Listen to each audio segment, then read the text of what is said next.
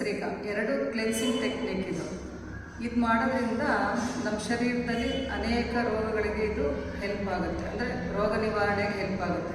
ಮೊದಲಿಗೆ ಕಪಾಲಭಾತಿ ಯಾರು ಮಾಡಬಾರ್ದು ಅಂತ ಹೇಳ್ತೀನಿ. ಕಪಾಲಭಾತಿನ ಇದನ್ನು ಪ್ರೆಗ್ನೆನ್ಸಿ ಇರೋರು ಮಾಡಬಾರ್ದು, ಮತ್ತು ಎಪಿಲೆಪ್ಸಿ ಇರೋರು ಮಾಡಬಾರ್ದು, ಅಂದರೆ ಮೂರ್ಛೆ ರೋಗ ಇರುತ್ತಲ್ಲ ಅಂಥವ್ರು ಮಾಡಬಾರ್ದು. ಅಂಥವರೆಲ್ಲ ನಿಧಾನಕ್ಕೆ ಬೇಕಾದ್ರೆ ಮಾಡ್ಕೋಬೋದು, 1 ಸೆಕೆಂಡ್ 1 ಕೌಂಟ್ ಆ ಥರ ಫಾಸ್ಟಾಗಿ ಮಾಡಬಾರ್ದು. ಮತ್ತು ಬಿ ಪಿ ಇರೋರು ಮಾಡಬಾರ್ದು, ಹೈ ಬಿ ಪಿ ಇರುತ್ತಲ್ಲ ಅಂಥವ್ರು ಮಾಡಬೇಡಿ. ಮತ್ತು ಈ ಪ್ರೆಗ್ನೆನ್ಸಿ ಮಾಡಬಾರ್ದು ಅಂತ ಹೇಳಿದ್ದೀನಲ್ಲ, ಹೀಗೆ ಅಗ್ನಿ ಆಪ್ರೇಷನ್ ಆಗಿರೋರು, ಪ್ರೆಗ್ನೆನ್ಸಿ ಇರೋರು ಮತ್ತು ಮೂರ್ಛೆ ರೋಗ ಇರೋರು, ಈ ಥರದ ಬಿ ಪಿ ಇರೋರು ಮಾಡಬಾರ್ದು. ಉಳಿದವರೆಲ್ಲರೂ ಮಾಡ್ಬೋದು. ಇದನ್ನು ಮಾಡೋದು ಉದ್ದೇಶ ಏನು ಅಂತಂದರೆ, ನಾವು ಏನೇ ಆಹಾರ ತೊಗೊಂಡಿರ್ತೀವಿ, ಕೆಲವು ಸಲ ಕಾಳುಗಳು ತೊಗೊಂಡಿರ್ತೀವಿ, ಕೆಲವು ಫುಡ್ಡಲ್ಲೇ ವ್ಯತ್ಯಾಸ ಆಗಿರುತ್ತೆ. ಅದರಿಂದ ಜಾಸ್ತಿ ವಿಷವಾಯು ಸೇರಿಕೊಂಡಿರುತ್ತೆ, ಅಪಾನ ವಾಯು ಹೊಟ್ಟೆ ಭಾಗದಲ್ಲಿ ಸೇರಿಕೊಂಡಿರುತ್ತೆ. ನಾವೇನೇ ನಮ್ಮ ಫುಡ್ಡು ನಾವು ಇಂಥದ್ದು ತೊಗೊಂಡಿದ್ದೀವಿ, ಇದರಿಂದ ಗ್ಯಾಸ್ಟ್ರಿಕ್ ಆಗಲ್ಲ ಅಂತಲ್ಲ, ಸ್ವಲ್ಪನಾದ್ರೂ ಆ ವಾಯು ಅಂಶ ಇರೋದ್ರಿಂದ ಇದನ್ನು ಕ್ಲೆನ್ಸ್ ಮಾಡಬೇಕು ಡೈಲಿ. ನಾವು ಹೇಗೆ ಮೇಲೆಲ್ಲ ನಾವು ಶರೀರನ ದಿವಸ ಸ್ನಾನ ಮಾಡಿ ಕ್ಲೀನ್ ಮಾಡ್ಕೊಳ್ತೀವೋ, ಹಾಗೆ ನಮ್ಮ ಶರೀರದ ಒಳಭಾಗನೂ ಕ್ಲೀನ್ ಮಾಡ್ಕೋಬೇಕು. ಕ್ಲೆನ್ಸಿಂಗ್ ಟೆಕ್ನಿಕ್ ಇದು. ಅದು ಡೈಲಿ ಅದು ಮಾಡೋದ್ರಿಂದ ಏನಾಗುತ್ತೆ, ಅಲ್ಲಿ ವಿಷವಾಯು ಎಲ್ಲ ಈಚೆಗೆ ಬರುತ್ತೆ, ಟಾಕ್ಸಿನ್ಸ್ ಎಲ್ಲ ಹೊರಗೆ ಬಂದಾಗ ಅನೇಕ ರೋಗಗಳು ವಾಸಿ ಆಗುತ್ತೆ. ಅದು ಟಾಕ್ಸಿನ್ಸ್ ಒಳಗಡೆ ಇದ್ದೇನಾಗುತ್ತೆ, ತಲೆನೋವು ಬರೋದು ಇದೆಲ್ಲ ತುಂಬ ಆಗುತ್ತೆ. ತಲೆನೋವು ಬರೋದು, ಇಂಡೈಜೆಷನ್ ಆಗೋದು, ಈ ಥರ. ಆಮೇಲೆ ಮನಸ್ಥಿತಿ ತುಂಬ ಒಂಥರ ಡಲ್ ಆಗಿರುತ್ತೆ, ಯಾವುದಕ್ಕೂ ಕೆಲಸ ಮಾಡಬೇಕು ಅಂತ ಮನಸ್ಸು ಬರಲ್ಲ, ಓದೋ ಹುಡುಗರಿಗೆ ಓದೋಕ್ಕೆ ಮನಸ್ಸು ಬರಲ್ಲ, ಈ ಥರ ಎಲ್ಲ ಆಗುತ್ತೆ. ಮೈ ಭಾರ ಅನಿಸೋದು ಇದೆಲ್ಲ ಆಗುತ್ತೆ. ಇದನ್ನು ಕ್ಲೆನ್ಸ್ ಮಾಡ್ಕೊಳ್ಳೋದ್ರಿಂದ ನಿಮಗೆ ಬಾಡಿ ಹಗುರ ಅಂತ ಅನಿಸುತ್ತೆ, ನಿಮಗೆ ಶರೀರ ಪೂರ್ತಿ ಹಗುರವಾಗಿದೆ ಅಂತ ಅನಿಸುತ್ತೆ.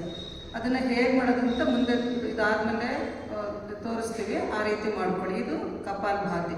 ಇದು ಮಾಡೋದ್ರಿಂದ ಹೆಚ್ಚಿನ ಬೊಜ್ಜಿನಂಶ ಇರುತ್ತಲ್ಲ ಹೊಟ್ಟೆ ಭಾಗದಲ್ಲಿ, ಅದು ಕರಗುತ್ತೆ, ಕ್ಲೆನ್ಸ್ ಆಗುತ್ತಲ್ಲ ಚೆನ್ನಾಗೋದ್ರಿಂದ ನಿಮಗೆ ಜೀರ್ಣ ಶಕ್ತಿ ಚೆನ್ನಾಗಿ ಇಂಪ್ರೂವ್ ಆಗುತ್ತೆ. ಮತ್ತು ಒಳಗಡೆ ಹೊಟ್ಟೆ ಭಾಗದಲ್ಲಿ ಏನು ಆರ್ಗನ್ಸ್ ಇದೆ ಅದಕ್ಕೆಲ್ಲ ಒಂಥರ ಉತ್ತೇಜನ ಕೊಡುತ್ತೆ. ಅದೆಲ್ಲ ಸುಸ್ಥಿತಿನಲ್ಲಿ ಇರೋದಕ್ಕೆ ಕಪಾಲಭಾತಿ ತುಂಬ ಸಹಾಯ ಮಾಡುತ್ತೆ. ಅಂದರೆ ಕರೆಕ್ಟ್ ರಿದಮಲ್ಲಿ ಮಾಡಬೇಕು ಇದನ್ನು, ಕರೆಕ್ಟ್ ಟೆಕ್ನಿಕಲಿ. ಹೇಗೆ ಉಸಿರನ್ನು ಹೊರಗೆ ಹಾಕೋದು, ಉಸಿರು ತೊಗೊಳೋದು ಬೇಡ, ಉಸಿರನ್ನು ಹೊರಗೆ ಹಾಕೋದ್ರ ಕಡೆಗೆ ಗಮನ ಕೊಟ್ಟು ಮಾಡಬೇಕು ಇದನ್ನು. ಇದು ಕಪಾಲಭಾತಿ ಆಯಿತು. ಇನ್ನೊಂದು ಕ್ಲೆನ್ಸಿಂಗ್ ಟೆಕ್ನಿಕ್ ಅಂತಂದರೆ ಭಸ್ತ್ರಿಕಾ. ಭಸ್ತ್ರಿಕಾ ಅಂದರೆ ಇಲ್ಲಿ ಈ ಭಾಗದಲ್ಲಿ ಏನಿರುತ್ತೆ ಸೈನಸ್ ಪಾಯಿಂಟ್ಸು, ಅದೆಲ್ಲ ಬ್ಲಾಕ್, ಇದು ಒಂಥರ ಬ್ಲಾಕ್ ಆದಂಗಿರುತ್ತೆ, ಗಂಟು ಥರ ಎಲ್ಲ ಸೇರಿಕೊಂಡಿರುತ್ತೆ. ಅದು ಸೇರಿಕೊಂಡಿರೋದ್ರಿಂದ ಏನಾಗುತ್ತೆ, ತಲೆನೋವು ಬರುತ್ತೆ, ತುಂಬ ವಿಪರೀತ ತಲೆನೋವು, ಮೈಗ್ರೇನ್ ಬರುತ್ತೆ, ಸೈನಸ್ದು ಏನೇನೋ 3-4 ಥರ ಇರುತ್ತಲ್ಲ ತಲೆನೋವುಗಳು, ಅರ್ಧ ತಲೆನೋವು, ಇದೆಲ್ಲ ಬರೋದು ಕಾರಣ ಇಲ್ಲೆಲ್ಲ ಪಾಯಿಂಟ್ಸ್ ಎಲ್ಲ ಸೇರಿಕೊಂಡಿರುತ್ತೆ. ಶೀತ ಮೈನವ್ರಿಗೆ ಇನ್ನೂ ಜಾಸ್ತಿ ಇರುತ್ತದು. ಅದರಿಂದ ಅದನ್ನು ಹೇಗೆ ಹೊರಕ್ಕೆ ಹಾಕೋದು ಅನ್ನೋದನ್ನು ಭಸ್ತ್ರಿಕಾ ಮುಖಾಂತರನ ಹೊರಕ್ಕೆ ಹಾಕಬೇಕದು. ಅಂದರೆ ಭಸ್ತ್ರಿಕಾ ಅಂದರೆ ನಾವು ಕೈ ಸ್ಟ್ರೆಚ್ ಮಾಡಿ ಕೆಳಗೆ ಬಿಟ್ಟಾಗ ಇಲ್ಲಿರೋ ಬ್ಲಾಕೇಜಸ್ ಎಲ್ಲ ಮೂಗಿನ ಮುಖಾಂತರ ಹೊರಗೆ ಬರುತ್ತೆ, ಅದನ್ನು ಕ್ಲೆನ್ಸ್ ಆಗುತ್ತೆ. ಅದರಿಂದ ಈ ಒಂಥರ ಕ್ಲೆನ್ಸ್ ಆದಾಗ ಏನಾಗುತ್ತೆ, ಕಣ್ಣು ಮುಚ್ಚಿ ಅದನ್ನು ಗಮನಿಸಿದಾಗ ವೈಬ್ರೇಷನ್ ಫೀಲ್ ಆಗುತ್ತೆ ಮುಖದಲ್ಲಿ. ಒಂಥರ ನಮಗೆ ಸೆನ್ಸಿಟಿವ್ ಗೊತ್ತಾಗುತ್ತೆ, ಇಲ್ಲಿಂದ ಉಸಿರನ್ನು ಹೊರಕ್ಕೆ ಹಾಕಿದಾಗ. ಅದನ್ನು ಒಂದು 20 ಸಲ 25 ಸಲ ಆ ಥರ ಕೌಂಟ್ಸಲ್ಲಿ ಮಾಡ್ಕೋಬೇಕು. 1-2 ಸಲ ಬೇಕಾದರೂ ಮಾಡ್ಕೋಬೋದು. ಇದು ಮಾಡೋದ್ರಿಂದ ತುಂಬಾ ಎಫೆಕ್ಟಿವ್ ಆಗಿರುತ್ತೆ ನಿಮಗೆ. ಅದು ಎಷ್ಟು ಅಂದರೆ ಅಭ್ಯಾಸ ಮಾಡಿದ್ರೆ ಗೊತ್ತಾಗುತ್ತೆ. ಅದು ಪ್ರಾಬ್ಲಮ್ ಇರೋರಿಗೆ, ಸಮಸ್ಯೆ ಇರೋರಿಗೆ ತಲೆನೋವು ಬರುತ್ತೆ. ಅದನ್ನು ನೀವು ಡೈಲಿ ಇದನ್ನು ಅಭ್ಯಾಸ ಮಾಡ್ಕೊಳ್ತಾ ಇರಬೇಕು. ಖಾಲಿ ಹೊಟ್ಟೆನಲ್ಲಿ ಮಾಡಬೇಕು. ಕಪಾಲಭಾತಿ ಭಸ್ತ್ರಿಕಾ ಎರಡನ್ನೂ ಖಾಲಿ ಹೊಟ್ಟೆನಲ್ಲಿ ಮಾಡಬೇಕು, ಊಟ ಮಾಡಿದ್ದಾಗ ಮಾಡಬಾರ್ದು. ಇದೆರಡನ್ನೂ ಮಾಡಿ ನೀವು ಪ್ರಾಣಾಯಾಮ ಮಾಡ್ಕೋಬೇಕು. ಆಗ ಪ್ರಾಣಾಯಾಮ ಈಸಿಯಾಗಿ ಮಾಡ್ಬೋದು. ಕ್ಲೆನ್ಸ್ ಮಾಡಿದ್ರೆ ತುಂಬ ಲಾಭ ಇರುತ್ತೆ ಪ್ರಾಣಾಯಾಮ ಮಾಡಬೇಕಾದ್ರೆ. ನಾಡಿ ಶೋಧನ, ಶೀತಲಿ, ಸದಂತಿ ಇದೆಲ್ಲ ಮಾಡ್ಕೊಳ್ತಾ ಹೋಗ್ಬೇಕು. ಇದೆರಡು ಮಾಡ್ಕೊಳ್ಳೋದ್ರಿಂದ, ಡೈಲಿ ಅಭ್ಯಾಸ ಮಾಡ್ಕೊಳ್ಳೋದ್ರಿಂದ ನಿಮಗೆ ಗೊತ್ತಾಗುತ್ತೆ ಎಷ್ಟು ನಾವು ಆರಾಮಾಗಿದ್ದೀವಿ, ಎಷ್ಟು ಕಾಯಿಲೆಗಳು ವಾಸಿ ಆಯಿತು. ಶುಗರ್ ಇರ್ಬೋದು, ಮತ್ತು ಬೇರೆ ಇಂಡೈಜೆಷನ್ ಇರ್ಬೋದು, ಆಮೇಲೆ ಊಟ ಸೇರ್ದಲೇ ಇರ್ಬೋದು, ಇದೆಲ್ಲ ಇರುತ್ತೆ. ನಾನಾ ಥರದ್ದು ಸಮಸ್ಯೆಗಳಿರುತ್ತೆ. ಇದು ಮಾಡಿ ನೋಡಿ, ಇದ್ರ ಉಪಯೋಗ ಪಡ್ಕೊಳ್ಳಿ. ಎಲ್ಲರೂ ನಿಮ್ಗೇನಾದರೂ ಇದರಲ್ಲಿ ಡೌಟ್ಸ್ ಇತ್ತಂದರೆ ಕಮೆಂಟ್ಸ್ ಬಾಕ್ಸಲ್ಲಿ ಹಾಕಿ, ಮತ್ತು ಬೇರೆಯವ್ರಿಗೂ ಹೇಳಿ. ನಿಮಗೆ ಉಪಯೋಗ ಆಯಿತು ಅಂದರೆ ಬೇರೆಯವ್ರಿಗೆ ಇದನ್ನು ಶೇರ್ ಮಾಡಿ, ಇದರಿಂದ ಉಪಯೋಗ ಆಯಿತು ಮಾಡಿಕೊಡಿ ಅಂತೇಳಿ. ಗ್ಯಾಸ್ಟ್ರಿಕ್ ಬಂದ ತಕ್ಷಣ ನಾವು ಮಾತ್ರೆಗಳು ತೊಗೊಂಡ್ಬಿಡ್ತೀವಿ. ಆ ಮಾತ್ರೆ ತೊಗೊಂಡಿದ್ರೆ ಸೈಡ್ ಎಫೆಕ್ಟ್ ಜಾಸ್ತಿ ಆಗುತ್ತೆ. ಅದರಿಂದ ಆದಷ್ಟು ನ್ಯಾಚುರಲ್ ಆಗಿಯೇ ಸರಿ ಮಾಡ್ಕೊಳ್ಳೋದಕ್ಕೆ ಪ್ರಯತ್ನ ಮಾಡಿ. ಇದರಿಂದ ತುಂಬಾ ಲಾಭ ಇದೆ. ಇವೆರಡು ಕ್ಲೆನ್ಸಿಂಗ್ ಟೆಕ್ನಿಕ್ ಅಂದರೆ ಕ್ಲೆನ್ಸ್ ಮಾಡೋದು, ಕ್ಲೀನ್ ಮಾಡ್ಕೊಳ್ಳೋದು ಮೂಗು ಮತ್ತು ಹೊಟ್ಟೆ ಭಾಗ. ಮಧ್ಯಪ್ರದೇಶ, ಇದು ಮಧ್ಯಪ್ರದೇಶ ಅಂತ ಹೇಳ್ತೀನಿ ನಾನು. ಅಂದರೆ ಈ ಭಾಗವನ್ನು ನಾವು ಆರೋಗ್ಯವಾಗಿ ಇಟ್ಕೊಂಡ್ರೆ ನಮ್ಮ ಶರೀರದಲ್ಲಿ ನಾನಾ ಥರದ ಕಾಯಿಲೆಗಳು ವಾಸಿಯಾಗುತ್ತೆ. ಅದನ್ನು ನೀವು ಮಾಡಿ ಅದನ್ನು ಅನುಭವ ಪಡ್ಕೊಳ್ಳಿ ಅಂತ ಹೇಳ್ತೀನಿ. ಎಲ್ಲರೂ ಇದ್ರ ಉಪಯೋಗ ಪಡ್ಕೊಳ್ಳಿ. ನಮಸ್ತೆ. ಬೆನ್ನೇರ ಇಟ್ಕೊಳ್ಳಿ. ಡೀಪ್ ಇನ್ಹಲೇಷನ್ ಆ್ಯಂಡ್ ಎಕ್ಸಲೇಷನ್ ಮಾಡಿ ಒಂದ್ಸಲ. ಸಿಂಗಲ್ ನಾಸ್ಟ್ರಲ್ ಕಪಾಲಭಾತಿ ಇದು ಮಾಡೋದ್ರಿಂದ ತಲೆನೋವು ಕಡಿಮೆ ಆಗುತ್ತೆ. ಮೈಗ್ರೇನ್, ಸೈನಸ್ ಪ್ರಾಬ್ಲಮ್ ಎಲ್ಲ ಇರುತ್ತಲ್ಲ ಅದೆಲ್ಲ ಕಡಿಮೆ ಆಗುತ್ತೆ. ಅಂದರೆ ಮೂಗಲ್ಲೆಲ್ಲ ಬ್ಲಾಕ್ ಆಗಿರುತ್ತಲ್ಲ ಸೈನಸ್ ಪಾಯಿಂಟ್ಸಲ್ಲಿ, ಅದೆಲ್ಲ ಹೊರಗೆ ಬರಬೇಕು. ಮೂಗಿಂದ ಕರೆಕ್ಟಾಗಿ ಹೊರಗೆ ಹಾಕಬೇಕು. ಮೂಗಿಂದ ಹೊರಗೆ ಹಾಕುವಾಗ ಐಬ್ರೋಸ್ ಭಾಗದಲ್ಲಿ ಟೆನ್ಷನ್ ಇರಬಾರ್ದು, ಟೈಟ್ ಮಾಡಬಾರ್ದು. ಅದೆಷ್ಟು ರಿಲ್ಯಾಕ್ಸಾಗಿ ಇಟ್ಕೊಂಡಿರ್ತಾರೋ ಅಷ್ಟು ಚೆನ್ನಾಗಿ ಹೊರಗೆ ಬರುತ್ತೆ ಅಲ್ಲಿ ಇರೋ ಬ್ಲಾಕೇಜಸ್ ಎಲ್ಲನ ಕಂಪ್ಲೀಟ್. ಈಗ ಸಿಂಗಲ್ ನಾಸ್ಟ್ರಿಲ್ ಮಾಡಿ 25 ಕೌಂಟ್ಸ್ ಮಾಡಿ. ರೈಟ್ ನಾಸ್ಟ್ರಿಲ್ ಕ್ಲೋಸ್ ಮಾಡ್ಕೊಳ್ಳಿ. ಶುರು ಮಾಡಿ. ಎಕ್ಸೇಲ್, ಶಾರ್ಪ್ ಎಕ್ಸೇಲ್ ಮಾಡಿ. ಕುತ್ತಿಗೆ ನೇರ ಇಟ್ಕೊಳ್ಳಿ. ಚೆನ್ನಾಗಿ ಹೊಟ್ಟೆ ಭಾಗ ಒಳಗೆ ಸಕ್ ಮಾಡಿ. ಟಾಕ್ಸಿನ್ಸ್ ಎಲ್ಲ ಹೊರಗೆ ಬರಬೇಕು. ಗ್ಯಾಸ್ಟ್ರಿಕ್ ಪ್ರಾಬ್ಲಮ್ ಇರೋರ್ಗೂ ಇದು ಹೆಲ್ಪ್ ಆಗುತ್ತೆ. ವಿಷವಾಯು ಈಚೆಗೆ ಬರಬೇಕು. ಚೆನ್ನಾಗಿ ಎಕ್ಸೇಲ್ ಮಾಡಿ. ಉಸಿರು ತೊಗೊಳೋದು ಬೇಡ. Passive inhalation, active ಎಕ್ಸಲೇಷನ್.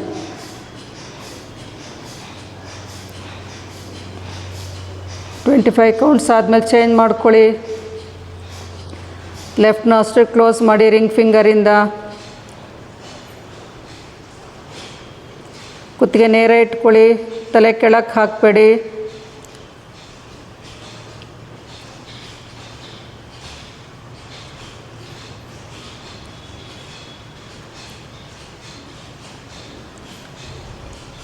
ಕಂಪ್ಲೀಟ್ ಆದಮೇಲೆ ಕೈಗಳನ್ನು ತೊಡೆ ಭಾಗದಲ್ಲಿ ಇಟ್ಕೊಳ್ಳಿ.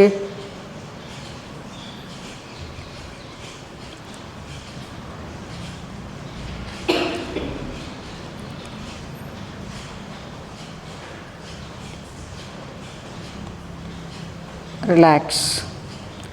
ಈಗ ಎರಡೂ ಕೈಗಳನ್ನು ಚಿನ್ಮುದ್ರದಲ್ಲಿ ಇಟ್ಕೊಳ್ಳಿ. ಶುರು ಮಾಡಿ. ಕಪಾಲಭಾತಿ.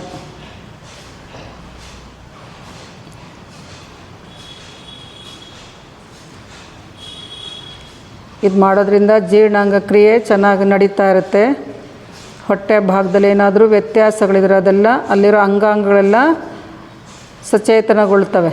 ಅದರಿಂದ ಸಮಸ್ಯೆಗಳು, ಗ್ಯಾಸ್ಟ್ರಿಕ್ ಪ್ರಾಬ್ಲಮ್ ಇದ್ದರೆ, ಇಂಡೈಜೆಷನ್ ಇದ್ದರೆ ಅದೆಲ್ಲ ಕಡಿಮೆ ಆಗುತ್ತೆ. ಸುಮಾರು ಇದು ಕ್ಲೆನ್ಸಿಂಗ್ ಟೆಕ್ನಿಕ್ ಇದು ಮಾಡೋದ್ರಿಂದ ಸುಮಾರು ಕಾಯಿಲೆಗಳಿಗೆ ಇದು ಹೆಲ್ಪ್ ಆಗುತ್ತೆ ವಾಸಿ ಮಾಡೋದಕ್ಕೆ. ರಿಲ್ಯಾಕ್ಸ್. ಭಸ್ತ್ರಿಕಾ. ಮೂಗಿಂದ ಚೆನ್ನಾಗಿ ಉಸಿರನ್ನು ಹೊರಗೆ ಹಾಕಿ. ಕಪಾಲಭಾತಿ, ಭಸ್ತ್ರಿಕಾ ಎರಡೂ ಕ್ಲೆನ್ಸಿಂಗ್ ಟೆಕ್ನಿಕ್ ಇದು. ಹೊಟ್ಟೆ ಭಾಗದಲ್ಲಿರೋ ವಿಷವಾಯು, ಮೂಗಿನಲ್ಲಿರೋದೆಲ್ಲ ಕಟ್ಕೊಂಡಿರೋದೆಲ್ಲ ಈಚೆಗೆ ಬರೋದಕ್ಕೆ ಸಹಾಯ ಆಗುತ್ತೆ. ಮತ್ತು ಬಿದ್ದರೆ ನಿಮ್ಮ ಬಟ್ಟೆಗಳ ಮೇಲೆ ಬೀಳುತ್ತೆ, ಸಂಕೋಚ ಪಟ್ಕೋಬಾರ್ದು. ಮಾಡುವಾಗ ಚೆನ್ನಾಗಿ ಎಕ್ಸೇಲ್ ಮಾಡಬೇಕು. Sharp exhale. ಕೈಗಳು ಫ್ರೀ ಬಿಟ್ಬಿಡ್ಬೇಕು ಕೆಳಗಡೆ. ಇದರಲ್ಲಷ್ಟು ಇನ್ಹೇಲ್ ಮಾಡಬಾರ್ದು, ಓನ್ಲಿ ಎಕ್ಸಲೇಷನ್. ಉಸಿರನ್ನು ಹೊರಗೆ ಹಾಕೋದಷ್ಟೇ ಗಮನ ಕೊಡಬೇಕು. ರಿಲ್ಯಾಕ್ಸ್. ಕಣ್ಮುಚ್ಚಿ ಕೈಗಳನ್ನು ತೊಡೆಗಳ ಮೇಲೆ ಇಟ್ಕೊಳ್ಳಿ. ಮುಖ ಶಾಂತವಾಗಿರಲಿ. ಮುಖದಲ್ಲೇ ವೈಬ್ರೇಷನ್ ಗಮನಿಸ್ತಾ ಇರಿ.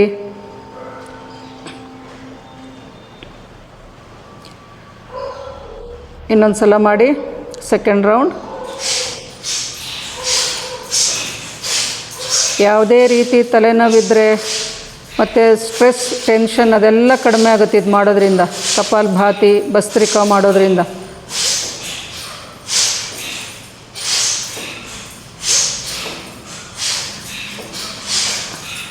ರಿಲ್ಯಾಕ್ಸ್. ಸ್ವಲ್ಪ ಹೊತ್ತು ಮುಖದ ಭಾಗವನ್ನು ಗಮನಿಸ್ತಾ ಇರಿ. ವೈಬ್ರೇಷನ್ ಗಮನಿಸಿ.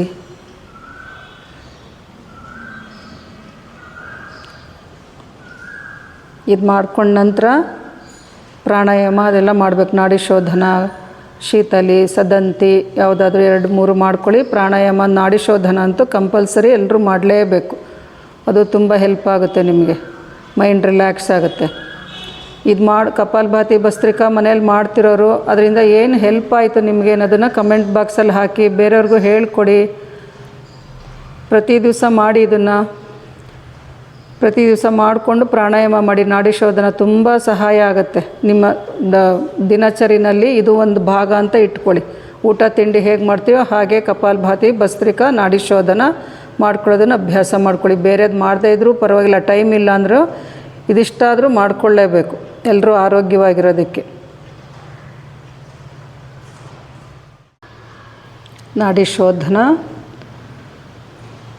5 ರೌಂಡ್ಸ್ ಮಾಡ್ಕೊಳ್ಳಿ. ಮನೇಲಿ ಮಾಡ್ತಿರೋರು 5 ರೌಂಡ್ಸ್, ಟೈಮ್ ಇದ್ದರೆ 10 ರೌಂಡ್ಸ್ ಮಾಡ್ಕೊಳ್ಳಿ. ರೈಟ್ ನಾಸ್ಟ್ರಿಲ್ ಕ್ಲೋಸ್ ಮಾಡಿ, ಲೆಫ್ಟಿಂದ ಇನ್ಹೇಲ್, ರೈಟಿಂದ ಎಕ್ಸೇಲ್, ಮತ್ತು ರೈಟ್ ಸೈಡಿಂದ ಇನ್ಹೇಲ್ ಮಾಡಿ, ಲೆಫ್ಟ್ ಸೈಡಿಂದ ಎಕ್ಸೇಲ್ ಮಾಡಿ. Inhale through the left, close the left nostril with the ring finger, exhale through the right, inhale through the right, close the right nostril, exhale through the left. 5 rounds complete ಮಾಡ್ಕೊಳ್ಳಿ.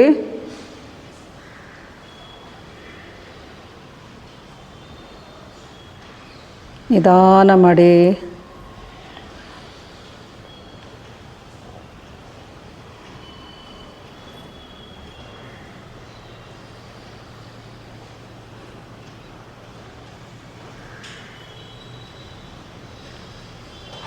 Five rounds complete ಆದಮೇಲೆ ಕೈಗಳನ್ನು ತೊಡೆ ಮೇಲೆ ಇಟ್ಕೊಳ್ಳಿ. Complete ಆದಮೇಲೆ inhale ಮಾಡಿ stop ಮಾಡಬೇಕು. ಲೆಫ್ಟಿಂದ inhale ಮಾಡ್ಕೊಳ್ಳಿ.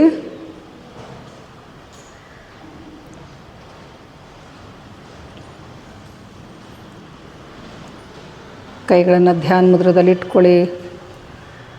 ಮುಖ ಶಾಂತವಾಗಿರಲಿ. ಉಸಿರಾಟವನ್ನು ಗಮನಿಸ್ತಾ ಇರಿ. ಡೀಪ್ ಇನ್ಹಲೇಷನ್ ಆ್ಯಂಡ್ ಡೀಪ್ ಎಕ್ಸಲೇಷನ್ ಒಂದು 3 ರೌಂಡ್ಸ್ ಮಾಡಿ. ನಂತರ ಸಹಜವಾದ ಉಸಿರಾಟವನ್ನು ಗಮನಿಸ್ತಾ ಇರಿ. ಮುಖ ಶಾಂತವಾಗಿರಲಿ, ಪ್ರಸನ್ನವಾಗಿರಲಿ. ಹುಬ್ಬುಗಳು, ಹಣೆಯ ಭಾಗ ವಿಶ್ರಾಂತಿಯಲ್ಲಿರಲಿ.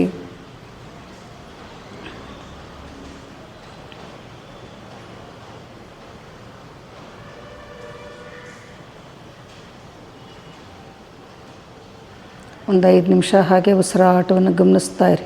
ಮನಸ್ಸು ಉಸಿರಾಟದ ಕಡೆಗಿದ್ದಾಗ ಬೇರೆ ಯೋಚನೆಗಳು ಯಾವುದೂ ಬರೋದಿಲ್ಲ. ಯಾವುದೇ ಯೋಚನೆಗಳು ಬಂದ್ರೂ ಅದನ್ನು ಇಗ್ನೋರ್ ಮಾಡಬೇಕು. ಮತ್ತು ಅದನ್ನು ಹಿಂಬಾಲಿಸ್ತಾ ಹೋಗಬಾರ್ದು.